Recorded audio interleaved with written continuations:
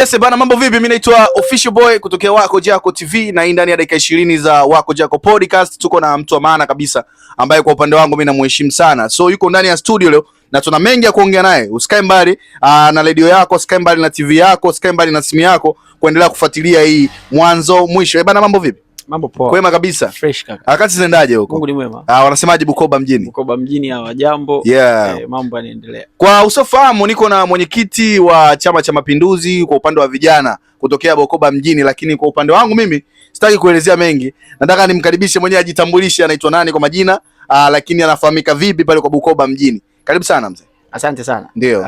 Mimi kwa majina naitwa James Michael Nyamanza. Yeah. Nimepata heshima na bahati ya kuchaguliwa na vijana wenzangu wa Chama cha Mapinduzi. Ndio. Kuwa mwenyekiti wa vijana wa Chama cha Mapinduzi wilaya ya Bukoba mjini. Okay. Yeah, wilaya inapatikana katika mkoa wa Kagera. Ndio. Watu vijana wengi tumekuwa tumeogopa kuongoza watu. Yaani sijui kuna situation gani katika uongozi na vijana. Vijana wengi sana wanaogopa sana kwenye uongozi. Kwa upande wako ilikuchukuaje siku unakabidhiwa madaraka kuongoza vijana wa Bukoba mjini? Tunajua Bukoba mjini ni kubwa sana. Ni moja ya wilaya ambayo ina watu wengi na vijana wengi. Lakini kwa upande wako ilikuchukuaje? Kwangu mimi ilikuwa ni hali mpya ya kuweza kuishi na maisha ya tofauti na yale ambayo nilikuwa nimeyazoea. Kukabidhiwa jukumu la kuwawakilisha na kuwaongoza vijana wenzangu wa Chama cha Mapinduzi katika wilaya ya Bukoba mjini ilikuwa ni sura mpya ya maisha ambayo nilichukua, lakini nilichukua kwa heshima kubwa sana kama ambavyo vijana wenzangu walinipa heshima hiyo. Ndio. Na nashukuru Mungu sasa ni almost miaka 4 tangu nimepewa majukumu hayo. Okay. Na hayajanibadilisha. Yeah. Sana yamenikomaza. Okay. Endelea nayo. Okay, sawa. Chama cha Mapinduzi ni moja ya chama ambayo kina wafuasi wengi sana, ni wengi mno. Tukizungumzia kwa Bukoba mjini, Chama cha Mapinduzi kimechukua nafasi kiasi gani? Bukoba mjini Chama cha Mapinduzi kimechukua nafasi kubwa sana ya kuwahudumia wananchi. Na kimeteka hisia za wakazi wengi sana wa Bukoba mjini. Kwa takriban miaka 15 sasa tangu mwaka 2005 nimeona Chama cha Mapinduzi kikiendelea kuchaguliwa na kuaminiwa. Yeah. Kwa idadi ya kata zaidi ya 90%, lakini na jimbo la Bukoba mjini tangu 2015 mpaka leo Chama cha Mapinduzi kimeendelea kutawala. Okay, ni tupate background history kidogo ya kabla hujaingia kwenye chama. Na nini kilikushawishi ukaingia kwenye chama, na nini kilikupendeza kusema mimi nataka nijikite kwenye Chama cha Mapinduzi? Yeah. Kwanza nafikiri misingi na sera za Chama cha Mapinduzi, lakini kitu kikubwa ni watu walionizunguka. Yeah. Naweza kusema mara nyingi nimekuwa nikiulizwa hili swali na mimi naendelea kumshukuru sana mama. Ndio. Wakati nakuwa mama amekuwa kiongozi wa umoja wa wanawake wa Chama cha Mapinduzi. Okay. Na mara nyingi kwenye shughuli za chama amekuwa akiongozana na mimi. Ndio. Kwa ile hali ya kuwa na mama na kushiriki baadhi ya majambo na matukio ya chama ilikuwa ikinijenga na nikajiona kwamba naweza nikashiriki. Sasa kuwa kiongozi sikufikiri. Ndio. Lakini katika harakati za kuishi na vijana wenzangu wa Chama cha Mapinduzi na kupeana majukumu ya hapa na pale, vijana wenzangu waliona sasa naweza nikawatangulia na nikawa mwakilishi wao na kiongozi wao. Kwa hiyo nilipokea na nashukuru. Na kwako ni maono yapi au ni muono upi unaoona kupitia kwa kiongozi mkubwa ambaye amepitia kutokea Chama cha Mapinduzi pale tukizungumzia wilayani pale ambapo wewe umekuwa kama ni mwenyekiti wa vijana wa wilaya ile. Wewe jicho lako unatazama mfano wa nani kwenye Chama cha Mapinduzi ambaye yupo kwenye nafasi ya juu na unatamani siku moja uweze kufikia nafasi hiyo? Kwa wilayani Bukoba wapo wengi. Ndio. Sasa kwa sababu ya sisi wanasiasa bwana tuna mambo mengi. Kuna kitu sasa hivi tunakiita short. Okay. Kwa hiyo kuna vitu tunaweza tukaviweka wazi kama hivi tukiwa tunazungumza, vitu vingine tunabaki navyo. Kwa wilayani kwangu leo sitosema. Yeah. Lakini yuko mwanasiasa mmoja ambaye kijana amefanya siasa zake vizuri. Ndio. Nimekuwa nikivutiwa sana kumtizama. Yeah. Lakini nafikiri wakati mwingine hali ikiwa shwari tunaweza tukasema. Kwa sasa tunaweza tukaendelea kuangalia tu viongozi wa kitaifa. Na kwa vijana kuna bwana mmoja anaitwa Heli Dennis James. Amekuwa mwenyekiti wa umoja wa vijana wa Chama cha Mapinduzi wa Taifa kipindi kilichopita 2017 mpaka 2022. Ndio. Naweza kusema ni moja ya vijana ambao wamenivutia sana sana sana na kuona kwamba naweza sasa na mimi nikapata nafasi ya uongozi na kuwakilisha vijana wenzangu. Okay, tumeona Tanzania tuna vyama vingi, tunafanya mfumo wa demokrasia. Na tumeona vyama vingi sana vikiwa vimepambana kupata nafasi fulani ambayo Chama cha Mapinduzi imekuwa ikishika. Lakini kumekuwa na migogoro mingi, lakini pia kumekuwa na nafasi chache za watu wa chama cha vyama vingine kushika nafasi kama wanazoshika Chama cha Mapinduzi. Unafikiri kwa upande wako ni wapi wanapofeli vyama vingine ambapo Chama cha Mapinduzi kinawapiga teke vyama vingine pinzani? Hii iko wazi kwa mtu yote, ukimuuliza hili swali sidhani kama linaweza likamsumbua. Chama cha Mapinduzi kimeweka msingi mzuri sana wa uongozi kuanzia ngazi ya chini kabisa, tunaita barozi. Ukiangalia Chama cha Mapinduzi ndio chama pekee yake kina viongozi wa kwenye mashina. Kule kwenye mashina ni chini zaidi ya serikali ya mtaa au serikali ya kijiji. Chama cha Mapinduzi kimeweka watu wanaitwa mabarozi wa shina. Ni baada ya pale kuna viongozi wa matawi, viongozi wa makata, viongozi wa wilaya, mkoa. Kwa hiyo imeweka chain ambayo inawafanya Chama cha Mapinduzi kuwa karibu zaidi na wananchi wake wanaowaongoza. Viongozi vyama vingine ukiviangalia chain yake inaishia katikati, havikutani na wananchi kule chini waliko. Chama kitakuwa kina ngazi ya kitaifa, wakishuka sana ngazi ya mkoa, chama kimejitahidi sana ngazi ya wilaya. Vyama vyote hivi unavyoviona vinafanya siasa zake, hakuna chama kimeshuka zaidi kama Chama cha Mapinduzi. Vingi vikijitahidi sana ni ngazi ya wilaya. Kwa nafikiri hapo ndipo ambapo wanakosea, kwa sababu wananchi wapiga kula wako ngazi ya chini kabisa. Ukijiangalia wewe mwenyewe hapo unapoishi, inawezekana ukamaliza hata mwezi mzima au miezi 6 hujakutana na mwenyekiti wako wa serikali ya mtaa. Lakini Chama cha Mapinduzi kimeweka mtu ambaye ana operate chini ya mwenyekiti wa serikali ya mtaa ambaye anaitwa barozi. Barozi yule wakati unaanzishwa msingi wake walikuwa anaitwa mabarozi wa nyumba 10. Kila baada ya nyumba 10 anawekwa kiongozi mmoja wa Chama cha Mapinduzi, na nafikiri hii imeendelea kuwa msingi mzuri sana wa Chama cha Mapinduzi. Kwa upande wao tuchukulie mfano mzuri kwamba vyama pinzani vimeshindwa kuweka misingi mizuri kwa ajili ya kuweza kufikia ukubwa zaidi, kwa maana wameamini kuanzia chini sio muhimu zaidi kuliko juu. Na nafikiri sio kwamba vyama havijaona, ila ni kazi kubwa sana na kazi ngumu kuhakikisha unatengeneza mnyororo wa uongozi kuanzia juu mpaka chini kabisa. Na kwa sababu Chama cha Mapinduzi kilijiandaa kwa ajili ya kuliongoza taifa hili, kilifanya kazi hiyo tangu mwanzo kabisa. Kabla ya kutengeneza juu, walianzia chini. Kwa hiyo ikatoka chini inakwenda juu. Lakini sasa vyama vingine hivi vinataka vianze juu vinashuka chini. Hapa katikati lazima kuwe kuna gap. Sawa. Tumeona vijana wengi sana wameogopa kuingia kwenye siasa.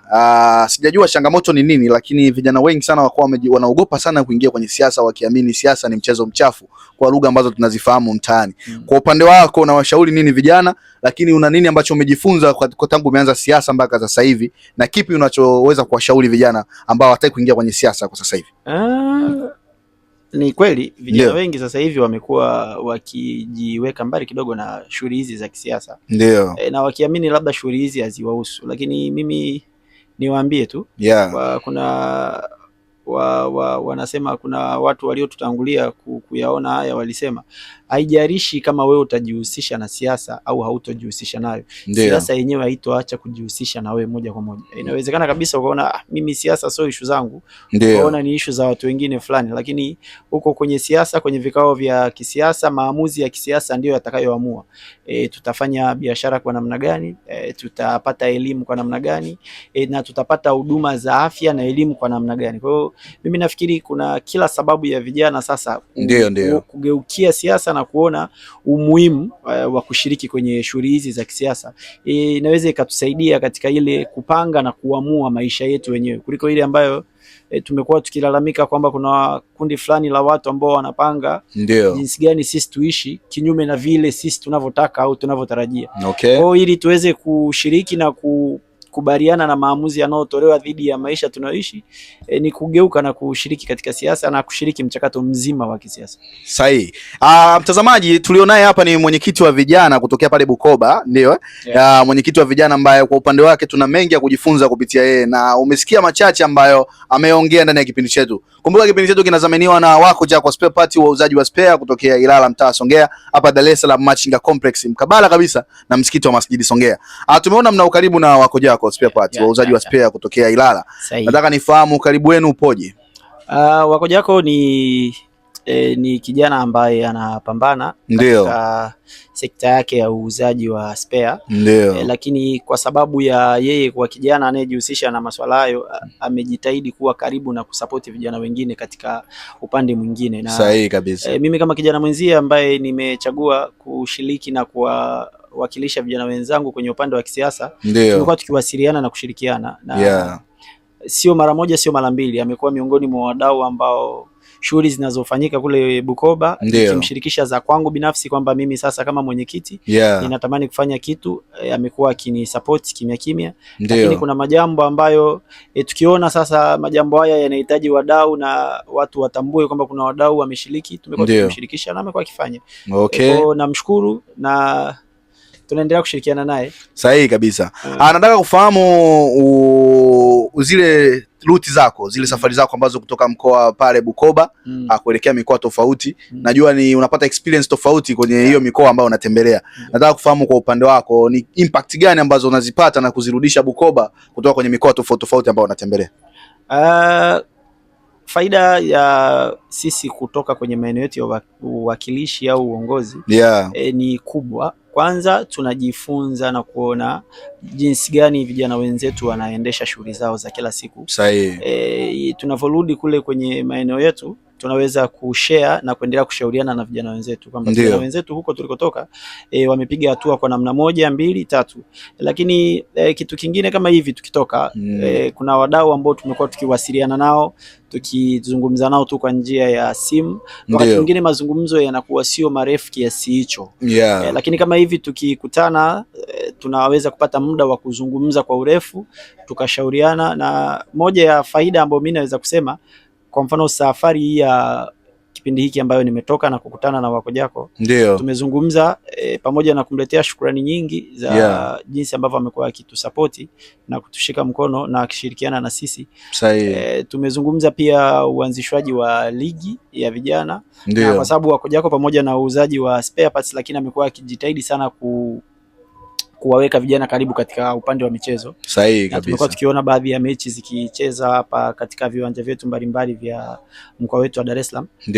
Nimeweza kuzungumza naye na nashukuru amenielewa. Nimepata sets kadhaa za jezi na nafikiri ninaporudi sasa nyumbani kuna mashindano ambayo tumekubaliana na Wako Jacko twende tukayaanzishe ili vijana wetu wa Bukoba mjini waweze kuendelea kucheza. Lakini waweze kutambua umuhimu na support ya kijana mwenzao Wako Jacko ambayo yatafanyika Bukoba mjini. Mashindano yatafanyika Bukoba mjini lakini kwa sababu ya udhamini wa Wako Jacko tunaamini Wako Jacko Online TV itapata nafasi ya kuendelea kuonyesha kile kinachoendelea kule. Tutajitahidi ili kufikisha kwa watu zaidi, kwa sababu wengine wanaweza wasihudhurie uwanjani wasijue kinachoendelea, lakini sisi tutajitahidi kufikisha. Hapo kwenye upande wa impact ya watu wa Bukoba mjini, wanarudishaje impact kwa mikoa tofauti? Yani kupitia Bukoba mjini, kwa vijana wa Bukoba mjini, watu wa mikoa tofauti wanapataje impact kutokea pale?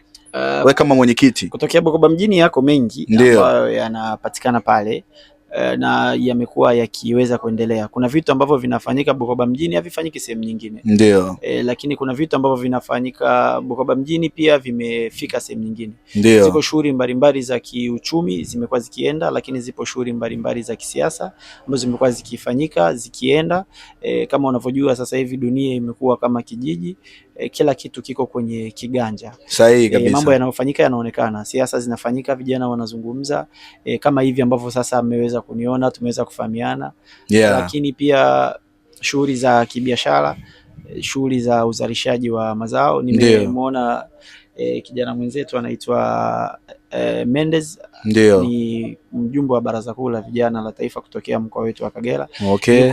Yuko Bukoba hapa, yuko Dar es Salaam hapa kama mwekezaji, na ndio mashindano ya Samia yanayoendelea hapo nimeona amezamini timu ya Fayen na inafanya vizuri sasa. Nimekuta juzi imeshinda, imeingia hatua ya robo finali sasa. Yes. Kwa hiyo ni namna ambavyo watu wengine wanaweza wakanufaika moja kwa moja na matunda ya kutoka kwenye maeneo yetu kule. Okay, bwana, aliokuwa hapo mbele yetu ni mwenyekiti kutoka Bukoba mjini ambaye ni mwenyekiti wa Chama cha Mapinduzi. Anapitia kupitia Chama cha Mapinduzi, na tuko naye hapa, tuna story nyingi sana za kupiga naye, lakini sasa kutokana na muda tunaweza tukastopisha kidogo, lakini kabla hatujaondoka kwenye kipindi chetu cha Wako Jako Podcast, Wako Jako TV, na swali dogo la kumuuliza mwenyekiti. Tukirudi kwa upande wa mwenyekiti, ni chakula gani pendwa pale Bukoba mjini? Matoke. Yes, wanaita ndizi. Ndizi ambazo zina mfumo gani hizo? Mbona kama jina ni geni kwa upande wetu sisi wa huku pwani.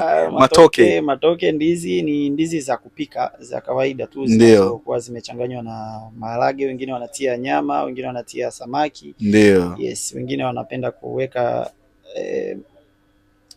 matunda ya kienyeji. Sahihi kabisa. Kwa hiyo nataka kutuambia tukifika Bukoba mjini kitu cha kwanza tutakutana na matoke. Yes. Sawa kabisa. Ni changamoto gani kubwa ambayo ushawahi kuipitia kwenye masuala mazima ya chama tangu umejiunga na siasa? Nataka kufahamu changamoto kubwa kabla tujaondoka. Changamoto kubwa ni vijana kutokuelewa, kama ambavyo tumezungumza mwanzo, kwamba unapofika kuwaambia vijana habari za siasa wanaona kama tunakwenda kuwapotezea muda. Ndio. Tunajikuta tuna changamoto kubwa sana, kwa sababu tunatakiwa kuwawakilisha vijana, lakini tunapohitaji kukutana nao na kuweza kuzungumza nao tuweze kuchukua mawazo yao, wanakuwa wanajiona kama hawahusiani sana na hiyo siasa. Kwa hiyo changamoto kubwa iko katika kukutana na vijana wenzetu tunaowakilisha kwa ajili ya kuchukua mawazo yao na kuyafanyia kazi, kuyapeleka pengine sehemu ambayo yanatakiwa kupelekwa, kwenye vikao vya chama, kwa viongozi wa kiserikali kuyafanyia kazi. Hiyo ndio changamoto kubwa. Sahihi. Bwana, nashukuru sana kwa muda wako, lakini pia nashukuru kwa kuja. Hii ni Wako Jako TV na mimi ni official boy kutokea Wako Jako TV, na hizi ni dakika 20 za nguvu tukiwa na mwenyekiti wa Chama cha Mapinduzi. Bwana, usisahau kusubscribe, kucomment, kushare, na sisi tunakwambia tuko pamoja na wewe. Ciao.